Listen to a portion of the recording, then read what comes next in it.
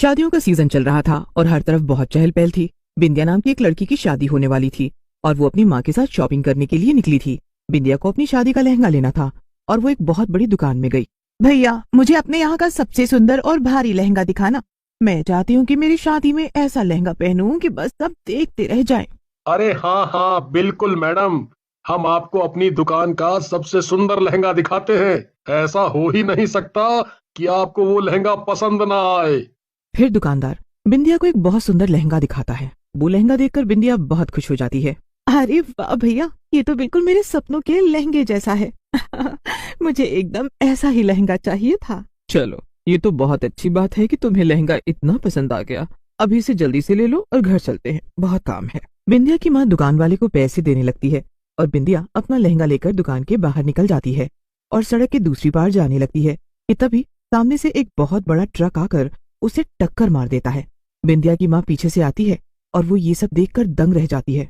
नहीं, ये क्या हो गया? बिंदिया उठो, बिंदिया उठो।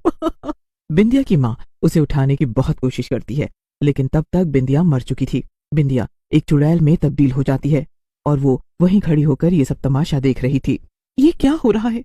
मुझे तो कुछ समझ में ही नहीं आ रहा है।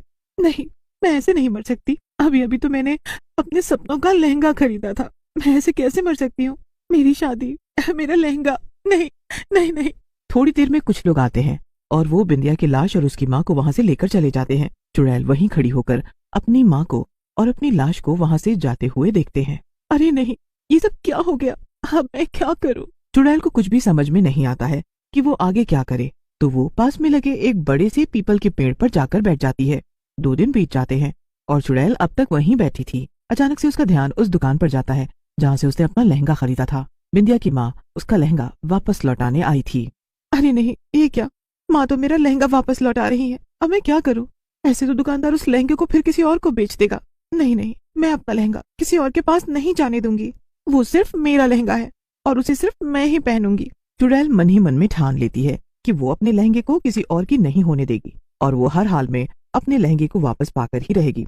जब चुड़ैल की माँ वहां से चली जाती है तब चुड़ैल दुकान के अंदर जाती है। चुड़ैल को दुकान में आता देखकर सभी लोग डर जाते हैं। मुझे बस मेरा लहंगा चाहिए और कुछ भी नहीं। दुकानदार चुड़ैल की बात सुनकर हैरान हो जाता है। वो चुड़ैल से डरते डरते पूछता है, लहंगा? कौन सा लहंगा? वही लहंगा जो अभी अभी मेरी माँ वापस करके गई है। वो सिर्फ मेरा लहंगा है और वो मैं तुम्हें किसी और को नहीं बेचने दूंगी। ओ, अब मैं समझा। तुम शायद दूसरी लड़की की आत्मा हो जिसकी 2 दिन पहले एक्सीडेंट में मौत हो गई थी। देखो, मुझे माफ करना, लेकिन तुम्हारी माँ इस लहंगे को लौटा कर इसके पूरे पैसे वापस ले गई है। मैं अब तुम्हें ये नहीं दे सकता हूँ। नहीं, मुझे मेरा लहंगा वापस चाहिए। मैं कुछ भी सुनना नहीं चाहती। देखो, मैं तुम्हें अभी अच्छे से समझा रहा हूँ, चुपचाप यहाँ से चली जाओ।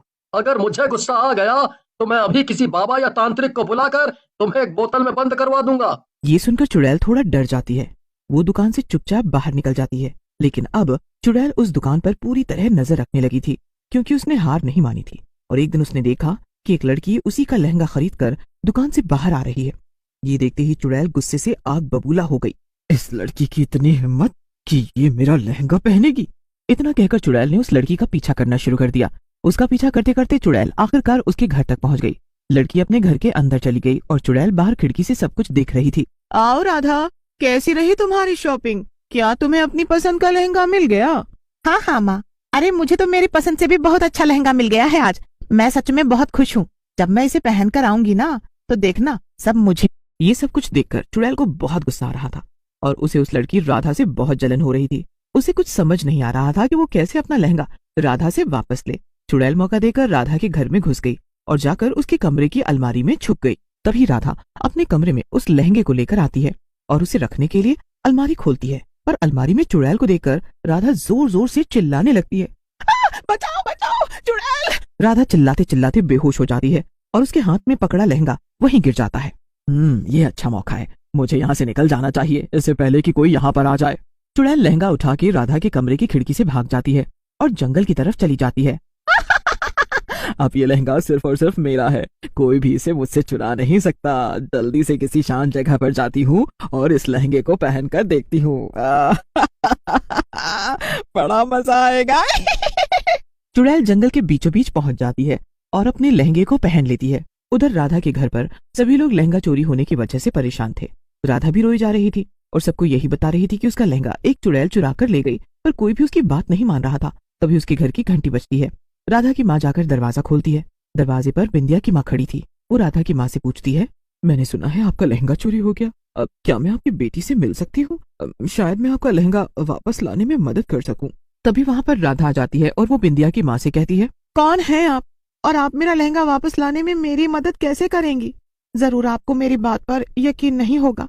मैं कब से इन सबसे कह रही हूँ कि एक चुड़ैल मेरा लहंगा लेकर भाग गई है। नहीं बेटा, मुझे तुम्हारी बात पर पूरा यकीन है, क्योंकि वो चुड़ैल कोई और नहीं, मेरी ही बेटी है, जिसकी कुछ दिनों पहले उसी लहंगे की दुकान के सामने मौत हो गई। ये सब सुनकर सभी लोग हैरान रह जाते हैं। बिंदिया की माँ राधा को पूरी बात बता देती है। वो सब लोग जंगल की तरफ चले जाते हैं और हर जगह चुड़ैल को ढूंढने लगते हैं। उधर लहंगा पहनकर चुड़ैल बहुत खुश थी और वो नाच रही थी।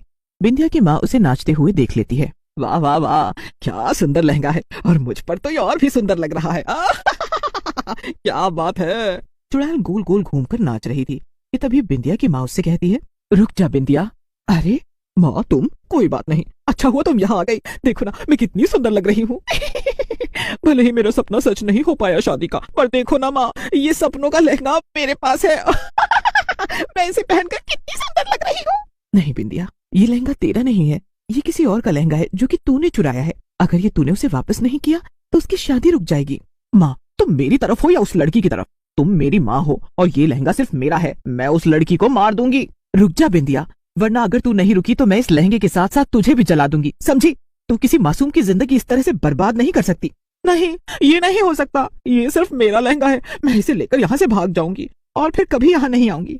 अगर ये लहंगा मेरा नहीं हो सकता तो किसी और का भी नहीं होगा। इतना कहकर चुड़ैल एक पेड़ के ऊपर कूद जाती है और वहीं पर बैठ जाती है। पर तभी वहां पर वो दुकानदार आ जाता है जहाँ से उन लोगों ने वो लहंगा लिया था। रुक जाओ, ये देखो मेरे पास क्या है। ये लो चुड़ैल, ये लहंगा जो मेरे हाथ में है ये उससे भी ज्यादा खूबसूरत है। इसको पहनने पर तुम और ज्यादा खूबसूरत लगोगी। हाँ। चुड़ैल ये सुनकर पेड़ से नीचे कूद कर आती है और दुकानदार का लाया लहंगा देखने लगती है। अरे वाह, ये तो बेहद बहुत खूबसूरत है। इससे ज्यादा खूबसूरत लहंगा तो आज तक मैंने नहीं देखा। चुड़ैल जल्दी से वो नया लहंगा पहन लेती है और पुराना लहंगा वहीं फेंक देती है। पर जैसे ही चुड़ैल वो लहंगा पहनती है उसका शरीर जलने लग जाता है। ये तो जल रहा है। अरे इसमें क्या है? क्या है इसमें? थोड़ी ही देर में चुड़ैल जलकर राख हो जाती है। इससे चुड़ैल हमेशा के लिए गायब हो जाती है। मगर ये सब देखकर बिंदिया की माँ जोर जोर से रोने लगती है। मैंने ही उस दुकानदार से ऐसा लहंगा मंगवाया था जिसमें बाबा की भभूत लगी हुई थी। इससे मेरी बेटी की आत्मा को हमेशा के लिए आज मुक्ति मिल गई और तुम्हें तुम्हारा